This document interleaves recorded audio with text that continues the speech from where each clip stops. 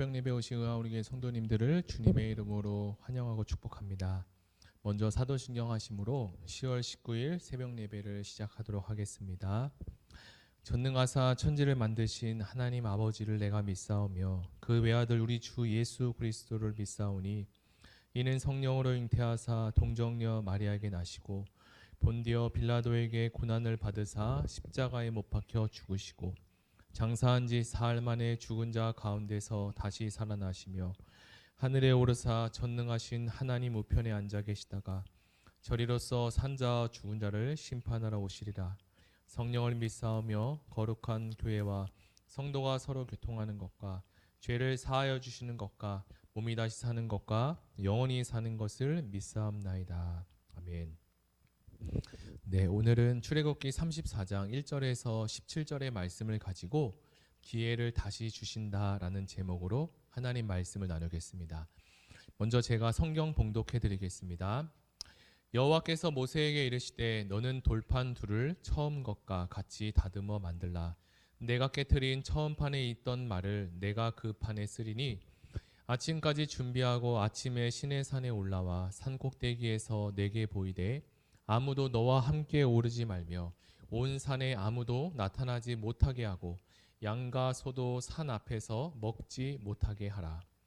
모세가 돌판 둘을 처음 것과 같이 깎아 만들고 아침에 일찍이 일어나 그 두 돌판을 손에 들고 여호와의 명령대로 시내산에 올라가니 여호와께서 구름 가운데에 강림하사 그와 함께 거기 서서 여호와의 이름을 선포하실세 여호와께서 그의 앞으로 지나시며 선포하시되 여호와라 여호와라 자비롭고 은혜롭고 노하기를 더디하고 인자와 진실이 많은 하나님이라. 인자를 천대까지 베풀며 악과 가실과 죄를 용서하리라. 그러나 벌을 면제하지는 아니하고 아버지의 악행을 자손 3, 4대까지 보응하리라. 모세가 급히 땅에 엎드려 경배하며 이르되 주여 내가 주께 은총을 입었거든 원하건대 주는 우리와 동행하옵소서. 이는 목이 뻣뻣한 백성이니이다. 우리의 악과 죄를 사하시고 우리를 주의 기업으로 삼으소서.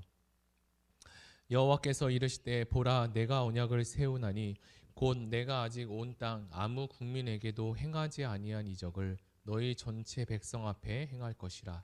내가 머무는 나라 백성이 다 여호와의 행하심을 보리니 내가 너를 위하여 행할 일이 두려운 것임이니라. 너는 내가 오늘 내게 명령하는 것을 삼가 지키라. 보라 내가 내 앞에서 아모리 사람과 가나안 사람과 헷 사람과 브리스 사람과 히윗 사람과 여부스 사람을 쫓아내리니 너는 스스로 삼가 내가 들어가는 땅의 주민과 언약을 세우지 말라. 이것이 너희에게 올무가 될까 하노라. 너희는 도리어 그들의 제단을 헐고 그들의 주상을 깨뜨리고 그들의 아세라상을 찍을지어다. 너는 다른 신에게 절하지 말라. 여호와는 질투라 이름하는 질투의 하나님이니라. 아멘. 네, 어릴 적 축구 시합을 했던 기억이 납니다. 밤마다 축구를 가장 잘하는 11명의 선수들을 뽑아 반 대표로 반 대항으로 축구 경기에 임했습니다.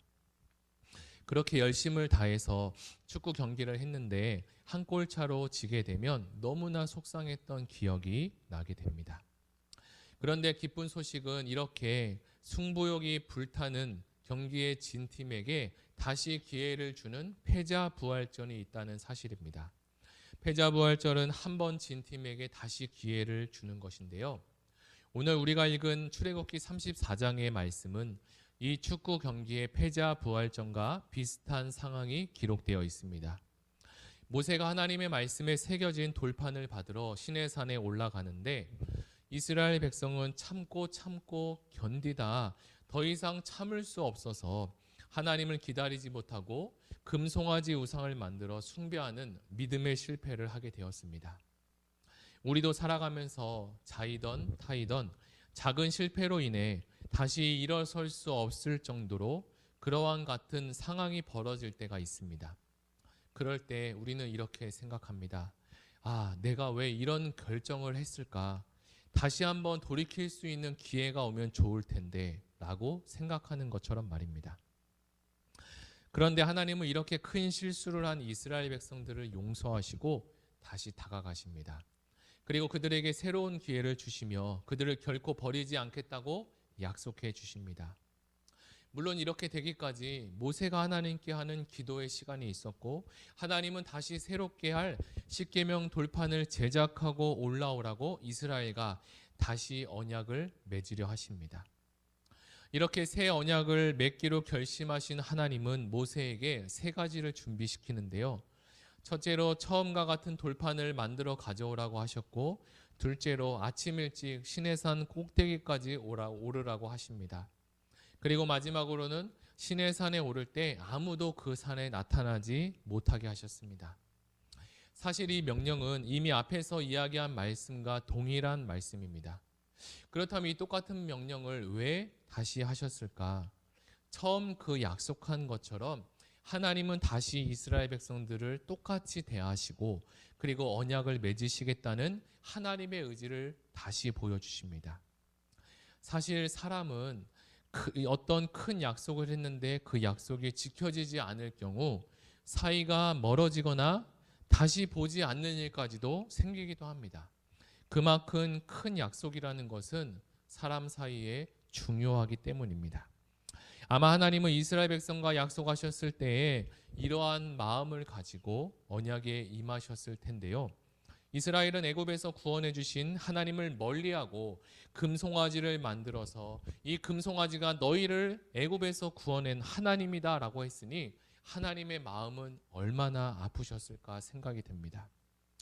우리도 살아가면서 이스라엘이 애굽의 노예로 지내는 것처럼 어렵고 힘든 일이 생길 때가 있었습니다. 그때마다 하나님은 이른 비와 늦은 비를 통해 이스라엘을 구원해 주시고 살려 주신 것처럼 우리도 시시때때로 하나님께서 은혜를 베풀어 주셨습니다.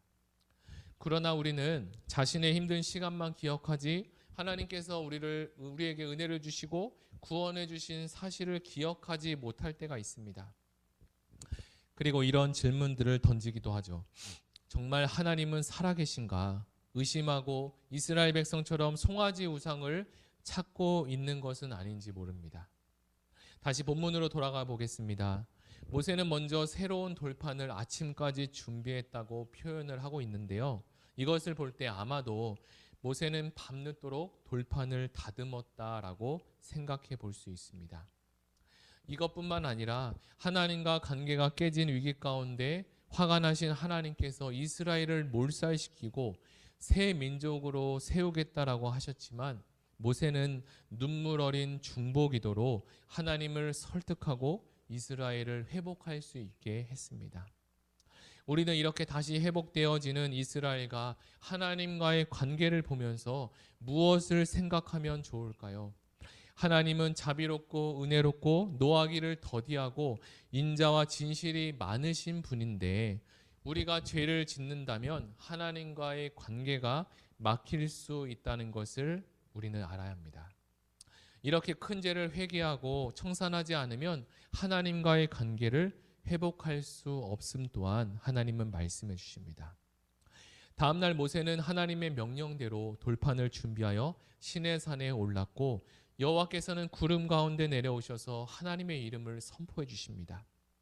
앞에서 이야기한 하나님에 대한 설명은 바로 그분의 성품을 이야기하는데요. 하나님의 인자하신 여러 가지 성품이 기록되어 있습니다. 그러나 이와 다른 면도 보여주고 계십니다. 7절에 하나님은 벌을 면제하지는 아니하고 아버지의 악행을 자손 3, 4대까지 보응하겠다라고 말씀하십니다. 이 말씀은 하나님이 결코 죄를 가볍게 여기지 않겠다는 하나님의 의지를 보여주십니다. 또한 죄가 주는 결과와 영향력 또한 말씀해 주고 있습니다. 그렇지만 하나님은 또한 우리에게 회개할 기회도 허락해 주시죠. 이렇게 하나님과 이스라엘 백성이 회복할 수 있는 것은 이스라엘 백성이 어느 민족보다 선하거나 또는 의로워서가 아니라 전적인 하나님의 자비롭고 은혜로우신 성품 때문입니다. 그렇다면 우리는 여기서 하나의 질문을 던져볼 수 있는데요. 애굽에서 고통 가운데 있는 이스라엘 백성들을 10가지 기적과 그리고 하나님의 은혜를 수없이 경험했음에도 잠시 하나님이 안 계신 것 같은 시간 동안 하나님을 찾지 않고 가나안 신인 송아지 우상을 만들어 숭배했을까 바로입니다. 처음에 우리도 신앙생활을 하면서 하나님께 예배드릴 때 은혜를 주시고 감격을 주실 때가 있었습니다. 그리고 크고 작은 기도 제목을 가지고 하나님께 아뢰고 아랠 때마다 하나님은 시시때때로 응답해 주시는 경우도 있었습니다. 그러나 이제 신앙이 자라고 신앙의 연륜이 생기면서 하나님은 인내를 하도록 잠시 우리가 기도하는 그 기도의 응답을 보류하거나 또는 늦추시는 경우가 생기게 되었습니다. 그럴 때 우리는 이스라엘 백성처럼 하나님이 당장 내 손에 보이지 않고 잡히지 않기에 두려움이 생기고 다른 것을 의지하려고 하기도 합니다. 혹시 성도 여러분 중에 이런 상황 속에서 믿음을 회복하지 못하고 하나님께 나아가지 못하는 분이 계십니까?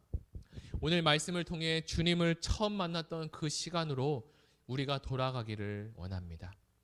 하나님은 오늘도 집 나간 탕자의 아버지처럼 우리를 기다리고 계십니다. 물론 하나님은 우리가 잘못된 길을 걸어갈 때 징계를 하시기도 하죠. 그러나 우리가 믿거나 싫어서 그렇게 하시는 것이 아니라 우리를 하나님의 말씀의 길로 그리고 진리 가운데로 돌아오게 하기 위함임을 우리는 알아야 합니다. 이제 우리에게 주신 하나님의 새로운 기회를 잡으시기 바랍니다. 하나님은 저와 여러분이 이전과 같이 내 구주 예수를 더욱 사랑이라는 찬송가의 가사처럼 살기를 원하시고 계십니다. 그러한 은혜가 오늘 이 말씀을 듣고 하나님께 기도하는 우리 사랑하는 성도님 여러분들에게 영원토록 넘치도록 하나님의 은혜가 넘치기를 예수님의 이름으로 축복합니다. 자, 이제 말씀을 정리하며 다 같이 기도하기를 원합니다. 사랑의 하나님은 자비롭고 은혜롭고 노하기를 더디하고 인자와 진실이 많은 하나님이십니다.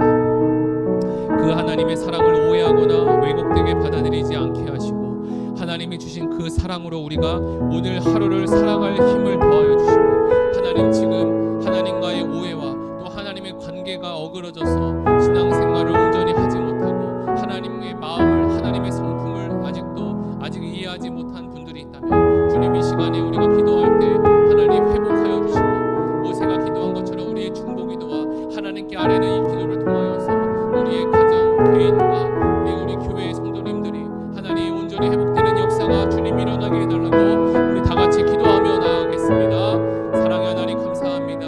오늘 출애굽기 말씀을 통하여서 하나님의 사랑과 그리고 하나님의 성품에 대해서 우리가 배웠습니다.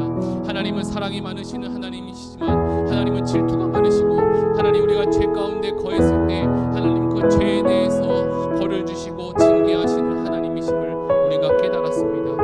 하나님 우리는 때때로 우리의 욕심을 따라서 죄를 짓고 살아갈 때가 있는데 하나님 그것을 때문에 하나님과 관계가 멀어지게 되고 하나님과 관계가 깨어지는 경우들도 있습니다.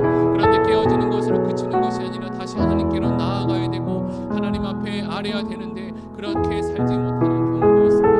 하나님 이 시간에 우리가 기도할 때 하나님 우리의 마음이 혹시 그렇다면 하나님 그러한 모든 마음들이 다시 회복되게 도와주시고 하나님과 처음 만났던 내 구주 예수 그리스도를 사랑하는 더욱 사랑이라고 외칠 수 있는 이 찬송가의 가사처럼 그리고 모세가 이스라엘 백성들을 위해서 기도하고 중보했던 그 하나님의 은혜를 구했던 것처럼 주여 이 시간에 우리에게 은혜를 부어 주시옵소서. 하나님을 사랑하는 마음과 하나님에 대한 성품에 대한 잘못된 이해가 있다면 주여 이 시간에 말씀을 듣고 하나님 온전히 하나님에 대해서 알아갈 수 있는 이해할 수 있는 시간이 되게 하여 주시옵소서. 감사드리며 예수님의 이름으로 기도드립니다. 아멘. 이어서 기도할 거는 새생명 축제가 11월 7일에 있습니다. 새생명 축제 때 VIP를 품고 기도하게 하시고 하나님 기도로 준비하는 이 VIP들의 상황과 환경을 활짝 열어주셔서 하나님 예배에 나올 수 있도록 도와주시고 하나님 말씀을 들을 수 있는 귀한 시간이 되게 해달라고 그리고 교회와 나라의 민족을 위해서 다 같이 기도하며 나아가겠습니다.